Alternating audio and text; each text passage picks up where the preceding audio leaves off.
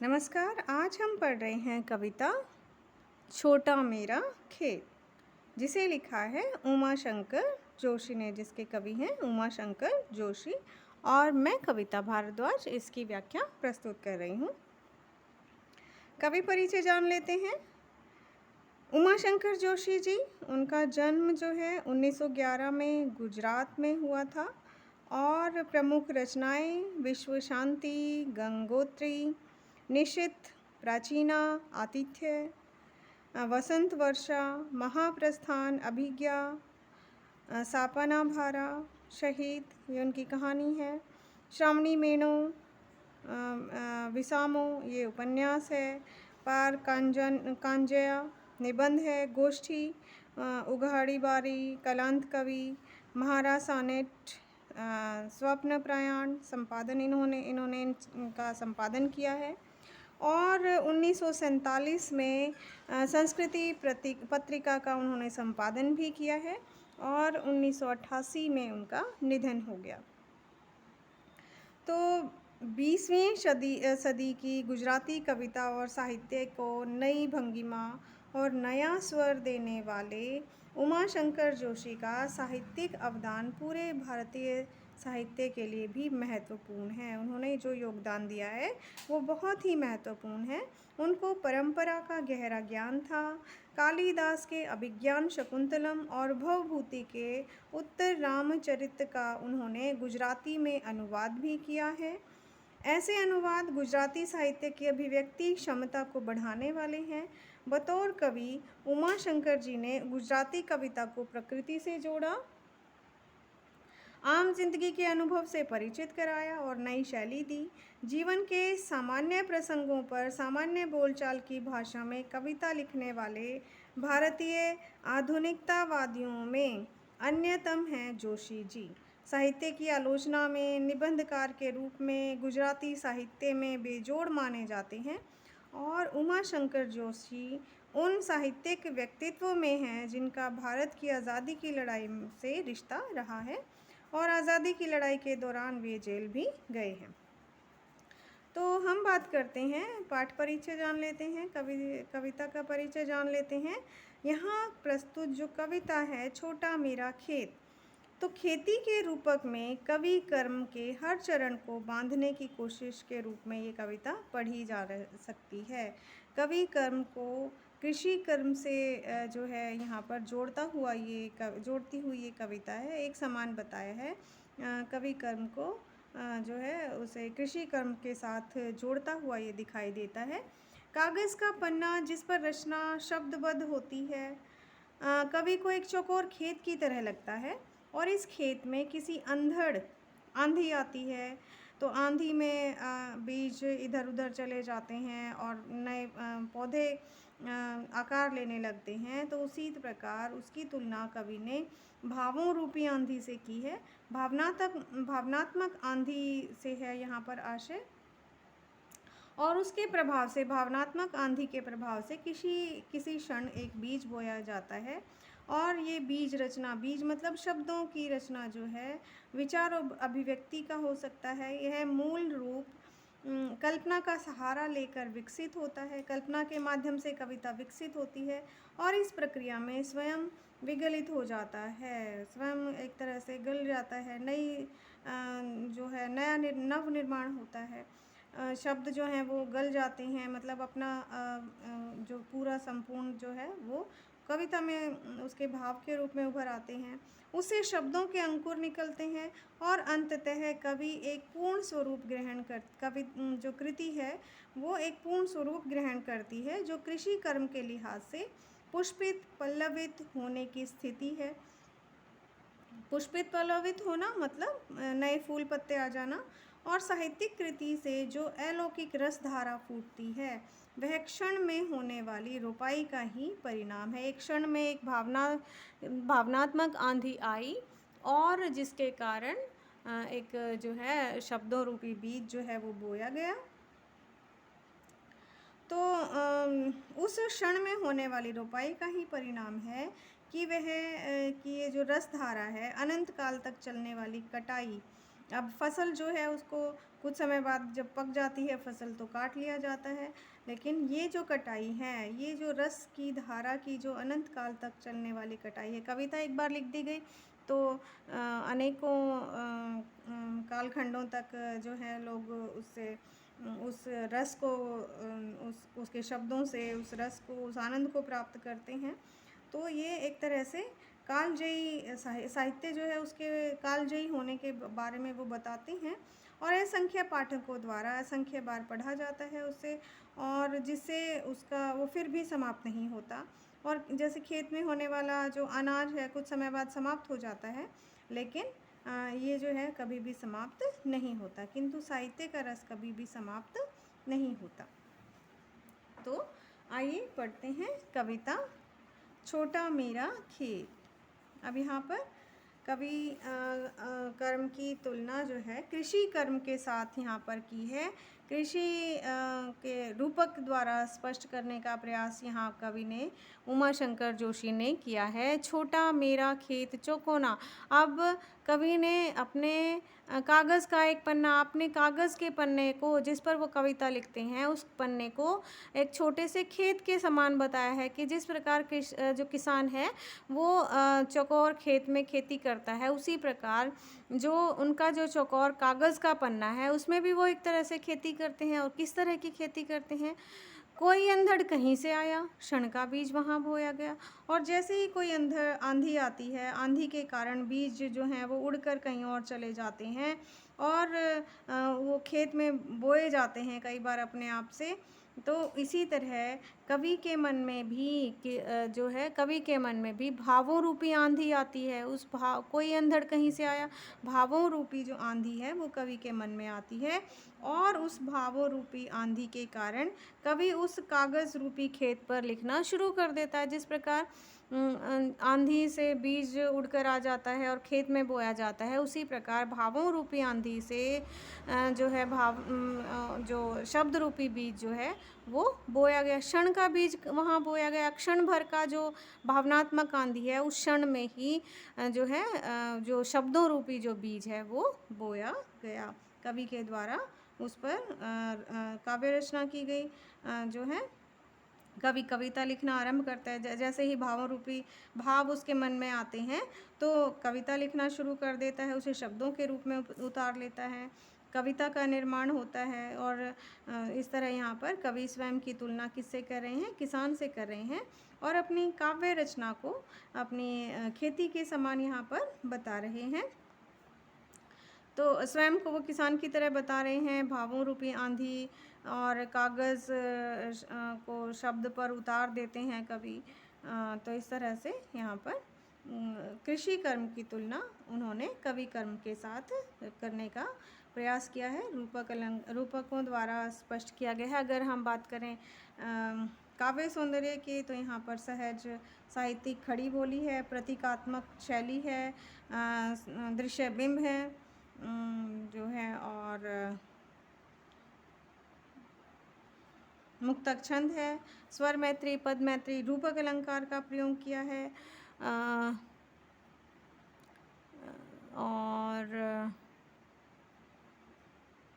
कहीं से आया तो क्षण का बीज बोया गया, तो इस तरह से बोया गया में अनुप्रास अलंकार का भी प्रयोग हुआ है। तुकांत छंद है, मुक्तक छंद है, तुकांत है। तो आगे देखिए, कल्पना के रसायनों को पी, बीज गल गया निशेष, शब्द के अंकुर फूटे, पल्लवित पुष्पों से नामित हुआ विशेष। अब यहाँ पर कवि फिर से यहाँ पर खेती को कवि कर्म से जोड़ने का प्रयास करता हुआ दिखाई देता है कि उसका वो कैसे विकसित होती है। कवि के जो कागज़ रूपी जो खेत है उस पर जो खेती है, उसकी कविता रूपी जो खेती है वो कैसे विकसित होती है यहाँ पर दिखाई देती है, उसके बारे में हम पढ़ेंगे।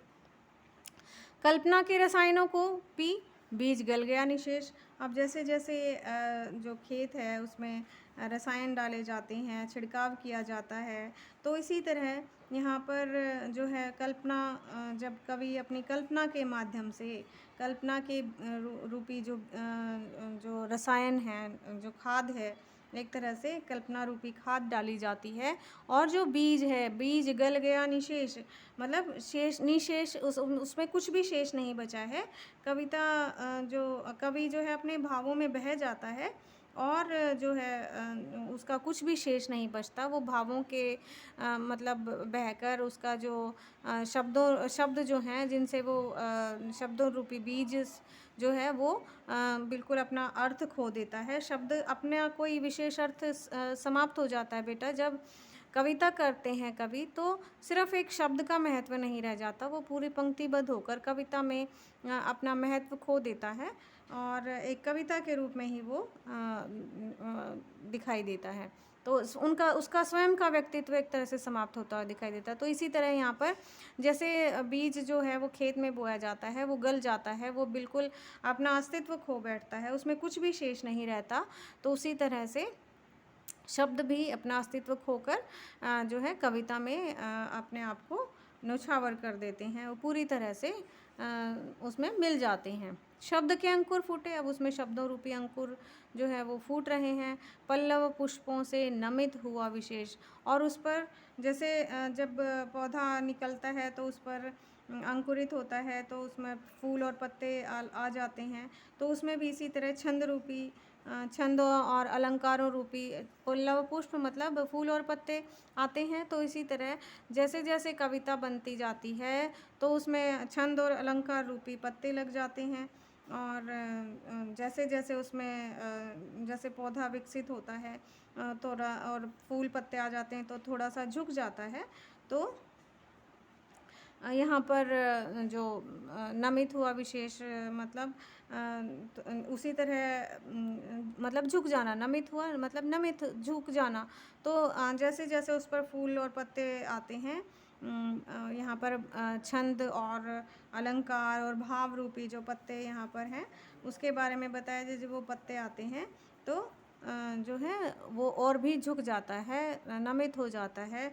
तो अपने आप को वो पूरी तरह से एक कविता का रूप लेने लगता है।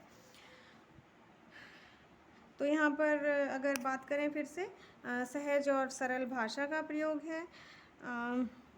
अनुप्रास स्वर अलंकार और रूपक अलंकारों का प्रयोग दिखाई देता है। और लक्षणा शब्द शक्ति है, मुक्तक छंद है, दृश्य बिंब है।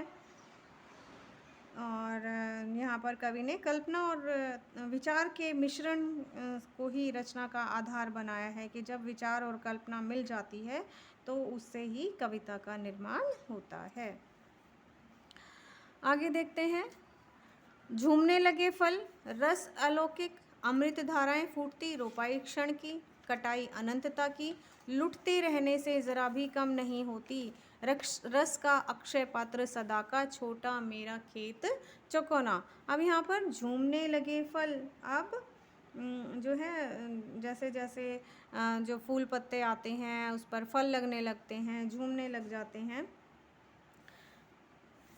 तो एक तरह से जब उस पर फल लगने लगते हैं मतलब उसका जो शब्दों रूपी जो फल लगने लग जाते हैं तो उस पर एक तरह से कवि ने पौधों जिस प्रकार पौधे शब्द रचना पद बनने लग जाते हैं, पद रूपी जो फल जो हैं लग जाते हैं, उसके कारण जो है झूमने लग जाती है कविता। रस अलौकिक, और उसमें से जो है रस की धारा फूटने लगती है। और अमृत धाराएं फूटती, अमृत धाराएं मतलब जो संतुष्टि होती है पढ़कर। अमृत मतलब जो एक तरह से अलौकिक मतलब जो इस लोक का नहीं है, दिव्य है, दिव्यता का दिव्य है, वो रस उस कविता से फूटने लगता है। अमृत धाराएं फूटती हैं तो लोगों को जो है एक तरह से अमृत के समान जैसे अमृत पी लेने से अमर हो जाता है व्यक्ति, और तो उस तरह से वो उसकी कटाई अनंत काल तक होने वाली कटाई के समान यहाँ पर बताया गया है। रोपाई क्षण की, कटाई अनंतता की, कि क्षण भर में एक भावनात्मक आंधी आई और बीज बोया गया, लेकिन और उससे कविता लिख दी गई। और जैसे फसल होती है उसके पकने के बाद फसल पकती है तो उसको पकने के बाद उसको काट लिया जाता है, लेकिन कविता रूपी जो फसल है उसकी कटाई जो है अनंत काल तक चलती रहती है। मतलब लोग उसके रस उसका आनंद पढ़कर उसको उसका आनंद लेते रहते हैं। जो कभी वो रस जो है, कविता का रस जो है अनंत काल तक प्राप्त किया जा सकता है, और आने वाली पीढ़ियाँ जो हैं वो भी इस रस को प्राप्त करती हैं। साहित्य रूपी जो रस है, पाठक उसको बार बार पढ़ता है और जो रस है वो उस आनंद को लूटता रहता है, जो कभी समाप्ति नहीं, लूटते रहने से ज़रा भी कम नहीं होती। और ये जो खजाना है, ये अनंतता की जो कटाई है, ये खजाना जो है, रस रूपी जो खजाना है, ये लूटता रहता है, और इस तरह से पाठक जो है पढ़ता रहता है और इस रस को, आनंद को प्राप्त करता रहता है, लेकिन वो फिर भी कभी भी कम नहीं होता। तो इस तरह से कवि कहते हैं कि कागज़ रूपी जो पृष्ठ है और उसका छोटा जो खेत है, चौकोर खेत के समान है, और उसमें से जो साहित्य की अमृत धारा प्रवाहित हो रही है, वह अनंत काल तक प्रवाहित होती रहती है और वह कभी समाप्त नहीं होती। पाठक जो है काव्य रचना को पढ़कर हमेशा आनंद की अनुभूति प्राप्त करता रहता है, हमेशा उससे आनंदित होता रहता है। रस का अक्षय पात्र सदा का, छोटा मेरा खेत चुकोना। और रस का अक्षय पात्र, जो रस का अक्षय पात्र, अक्षय अक्षय, क्षय जो समाप्त नहीं होता, क्षय जो समाप्त हो जाता है, सॉरी उपसर्ग लग गया, तो जिसका क्षय ना हो। हमने महाभारत में पढ़ा है, जाना है अक्षय पात्र के बारे में, जो श्री कृष्ण ने द्रौपदी को दिया था, जिसमें से भोजन कभी समाप्त नहीं होता था। तो रस का अक्षय पात्र, अब ये कविता जो है, साहित्य जो है, वो रस का अक्षय पात्र है, जो और सदा का, वो सदा रहने वाला है और जो कभी समाप्त नहीं होता। वो रस का जो अक्षय पात्र है, जो कभी भी समाप्त नहीं होता, हमेशा अनंत काल तक अपने पाठकों को आनंद देता रहता है। छोटा मेरा खेत चुकोना, और वो जो छोटा सा खेत है, वो चौकोना, जो कागज़ का पन्ना है, वो कवि जिस पर कविता लिखता है, उसकी तुलना उसने किससे की है? एक छोटे से खेत से की है। तो फिर से यहाँ पर काव्य सौंदर्य देख लेते हैं। अनुप्रास, रूपक, अलंकारों का यहाँ पर सुंदर प्रयोग हुआ है। सरल सहज भाषा है, हिंदी साहित्यिक खड़ी बोली है, मुक्तक छंद है और दृश्य बिंब है, लक्षणा शब्द शक्ति है, प्रतीकात्मक शैली है और स्वर मैत्री, पद मैत्री, अलंकारों का सुंदर प्रयोग है। आशा है आपको समझ आई होगी कविता। धन्यवाद।